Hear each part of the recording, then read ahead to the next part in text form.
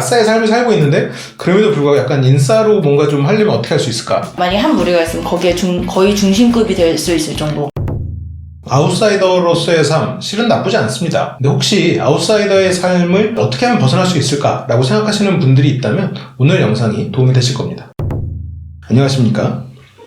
심리대화 LBC가 아니고 닥치고연의 채널이죠. 네. 새로운 채널로 이동을 했단 말이죠. 인싸 중에 최고 이제 또 고양이님이시잖아요. 아니에요. 그래서 또 우리 고양이님이 또 말씀을 안 들을 수가 없는데 저 같은 경우에도 어떻게 보면 좀 무리에 어울리는 걸 좀 힘들어하는 부분이 있어요. 물론 힘들어도 해야 되는 경우가 있어서 했지만 그냥 맘대로 살아 그러면 저는 그냥 골방에 틀어박힐 것 같거든요. 그래요? 그 성향 자체가. 그래서 좀 애쓰면서 이렇게 어떻게 인사이드로 들어가려고 애를 쓰긴 하는데 근데 저 같은 그런 고민을 하시는 분들이 많을 것 같아요. 이게 아싸의 삶을 살고 있는데 그럼에도 불구하고 약간 인싸로 뭔가 좀 하려면 어떻게 할 수 있을까? 어떤 팁이 있을까요?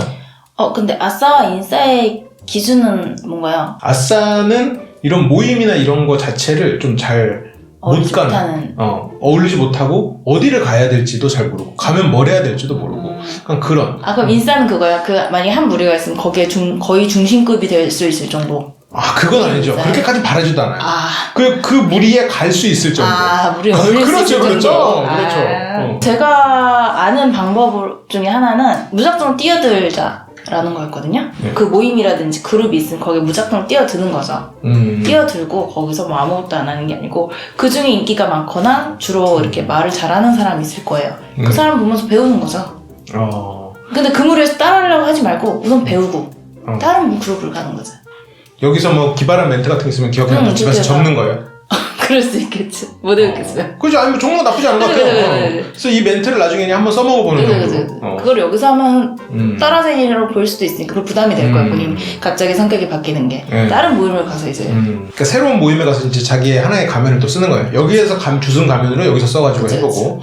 근데 여기서는 또 이제 가면이 얇다 보니까 박살 나겠지만. 맞아. 그래도 그 경험을 한번 하고 나면 조금 업되는 건 있겠죠. 그러다 자기한테 맞는 게 이제 생기겠죠. 그러니까 일단 어디 나가서 남들이 하는 걸 좀 봐라. 거기에서 소외되는 것을 두려워하지 말아라. 네요. 그럼 어디부터 가는 게 좋아요? 어떤 모임 뭘 가야 될지도 모르겠어. 모임을 어디서 찾아야 될지. 솔직히 너무 이렇게 조용한 모임을 가는 것도 비추고요. 제가 보기에는. 그렇다고 너무 활발한 모임을 가면 주눅이 들어서 뭔가를 못할 것 같은 거예요. 어울리지 못하고. 살사 댄스 동호회 이런 건가요?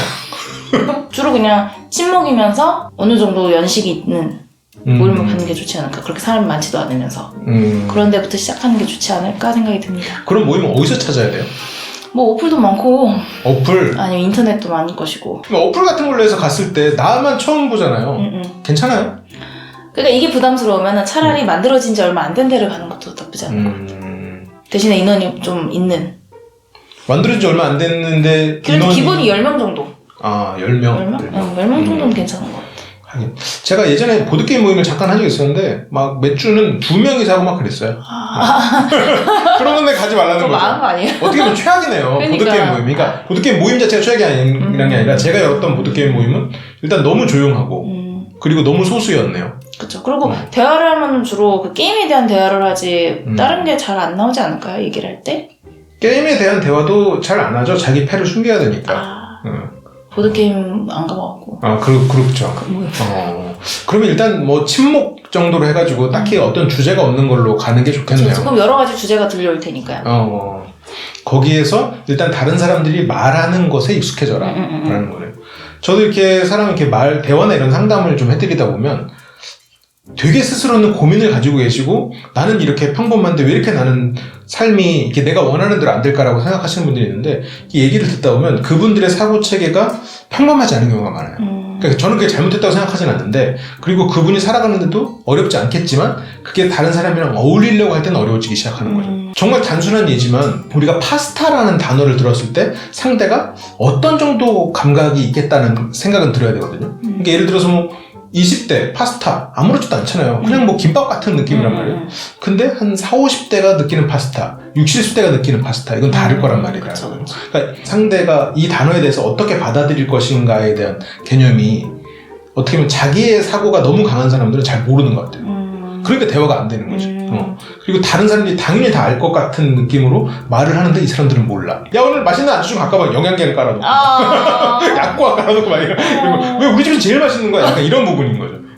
아니 예를 든 거잖아요. 내가 그런다는 게 아니라. 표정관리 못한다는 그러니까 예를 들어서 이렇게 좀 내가 생각하고 있는 게 보편적이지 않을 수도 있다는 생각, 그런 의심이 필요한 것 같아요. 이게 뭔가 그 무리에 들어가려면. 근데 여기서 또 하나 또 그러면 사람들이 여기 시청자분도 그렇겠지만 그렇게까지 하면서 무리에 들어가야 됩니까? 라고 물어볼 것 같아요. 그래서 제가 처음에 말한 거예요. 아싸의 삶도 충분히 전 좋다고 생각합니다.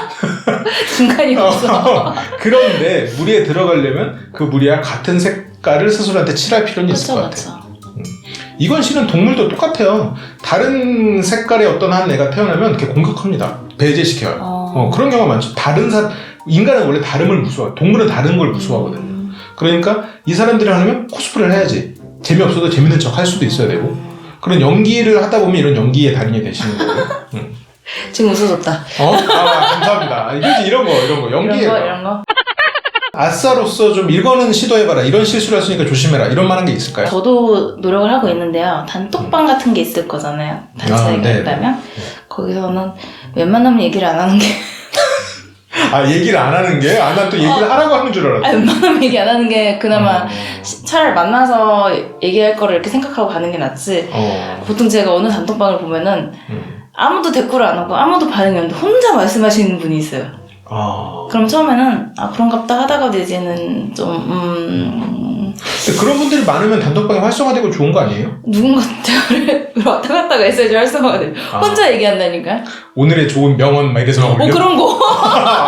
보편적인 감성에 익숙하지 않으면 차라리 좀 지켜봐라. 왜냐면 본인이 신경 쓸 것 같아. 왜 아무도 말이 없지? 이러면서 자기 스스로 위축돼서 실제로 나갔을 때 얘기를 더 못할 것 같은 거지. 차라리 그럴 거면 차라리 그때는 말을 줄이고 나가서 말하는 게. 그럼 모임에 한 번 나갔어요. 그럼 모임에 자주 계속 나가는 게 좋아요? 아니면 이렇게 가끔가다 한 번씩 가는 게, 여러 모임을 가면 가끔가다 하는 게 좋아요? 그거는 별로 상관이 없는 것 같아요. 근데 용기가 없는 분이면은 저는 차라리 자주 나가라고 하고 싶어요. 한 모임에? 네. 왜냐면은 용기가 없는 분이 한 번 갔다가 또 시간이 지나서 가면은 다른 사람 또 오래간만에 만났기 때문에 그들은 이미 친해져 있을 거란 말이에요. 거기에 더 끼어들기 더 힘들어 할 것 같아요. 그럴 거면 차라리 자주 감으로써 친목을 쌓아서 다들 친해지는 게 좀 덜 부담되지 않을까 싶어요. 그러면 결국 2가지 정도 모임을 가지면서 그쵸. 여기를 최대한 자주 가고 여기서 배워서 여기서 써먹고 그쵸. 결국 어느 순간 이 집 모임에서는 따가 되겠네요. 계속 써먹다 보면 그래서 그럼 딴 데 가면 되죠. 그렇죠. 그러니까 이걸 주축으로 여기서 배우는 모임을 주축으로 여기서 깨지고 이렇게 돼서 또 딴 데 이렇게 전략을 세우는 그렇게 배우는 거지. 그러니까 결국 여러 군데를 가더라도 이런 식으로 하나를 주축, 배우는 곳을 주축. 그러니까 몇 군데 가다 보면 그런 게 생기겠네요. 여기에는 이 사람이 참 그걸 잘하는구나. 그래서 이걸 배워서 이 페르소나를 다 갖고 있다가 이게 저는 그렇게 생각해요. 따라한다고 해서 내가 왜 군대 굳이 저 사람 걸 따라야 돼? 이렇게 생각하는데 그러다가 자기한테 맞는 게 생기니까 몇 번 써먹다 보면 2가지가 장점일 것 같아요. 하나는 일단 내가 그렇게 말을 하는 것 자체에 좀 익숙해진다. 체득된다. 그게 있고 2번째는 그러면서 이제 타이밍을 알게 되는 내가 언제 입을 열고 언제 입을 닫아야 되는지 그런 것도 좀 배우게 되는. 그래서 처음에는 내가 가서 어떤 말을 할 때 사람들이 쌓이질 거란 말이에요. 분명히 그런 건 있을 수밖에 없어요. 왜냐면 내가 이 말을 흉내내는 그 주체의 그 사람은 타이밍을 계산해서 하는 거란 말이에요. 근데 나는 그 계산을 아직 못할 거예요. 그래서 무조건 쌓이죠. 그렇다고 해서 좌절할 필요가 없는 거예요. 일단 내가 따라서 뱉은 것 자체가 이제 잘한 거다 라고 스스로를 칭찬할 수 있는, 이불킥 하면서 칭찬하는 거죠. 이제 그 용기. 그렇죠. 그렇게 하면은 이제 점점점 원하는 방향으로 갈 수 있는 거죠. 그래서 내가 아싸의 성향이 강하더라도 저처럼 인싸로서 뭔가 꼭 그 우두머리가 될 필요는 없지만 그런 모임에 가서 어울릴 수 있는 이런 하나의 무기를 갖고 있는 건 인생에 있어서 굉장히 큰 장점인 것 같아요. 그리고 분명히 이렇게 어떻게 보면 혼자 있고 이런 성향을 가진 그 사람들이 가진 장점이거든요.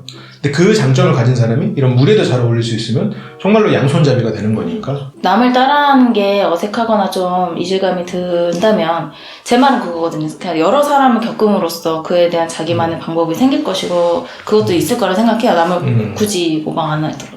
좀 듣다가 이건 뭐 마지막 하나 팁인데, 내가 과하게 좋아하는 게 있으면 가능하면 그 모임은 피하는 게 좋을 것 같아요. 예를 들어서 제가 보드게임을 좋아한다 그러면 보드게임 모임을 피하는 게 좋을 것 같아요. 왜요?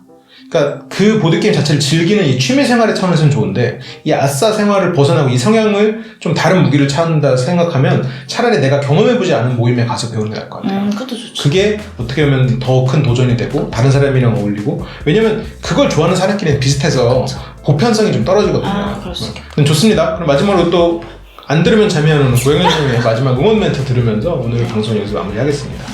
우리 모두가 인싸가 되는 그날까지 화이팅! 오, 감사합니다.